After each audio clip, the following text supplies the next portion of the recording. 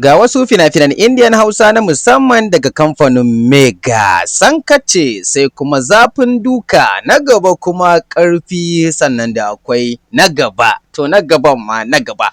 Turnuku mu je zuwa Mega tawagar mayaka sai kuma Gurnanin Zaki. Kada in cika ku da surutu domin samun waɗannan fina-finan Indian Hausan kai tsaye ka saukar da su a wayarka ba tare da ka sha wahala ba. To kamar dai yadda aka saba ba za ka same su a ko'ina ba sai a cikin wannan group namu na BIP da nake muku tallansa da bayaninsa a ko da yaushe.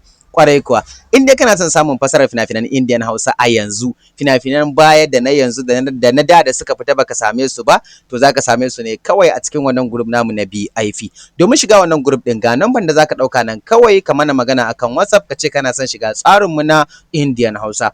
Za a tura maka bayanai da 'yan kuɗin shiga group, ka biya kuɗin ka sannan a mazga number ka a cikin wannan group din. Domin ba kyauta ake shiga group ba, idan ma ka san kyauta kake da burin shiga to kada ka mana magana. Amma kuma fa babu wayo babu yaudara, a duk inda kake a duk ƙasar da kake za a karɓi 'yan kuɗin ka sannan a saka ka a cikin wannan tsarin da zaka fara downloading na Indian Hausa. Sannan kuma kowaɗanne fina-finai kake so daga kuma kowane kamfani da ka san yana fassara fina-finan Indian Hausa, Algaita ne, Sultan, Yusuf Zamani, Mega, D-Love, Fikira, Al Hussein da ma dai sauran kamfanonuwan da ka san suna fassara fina-finan Indian Hausa.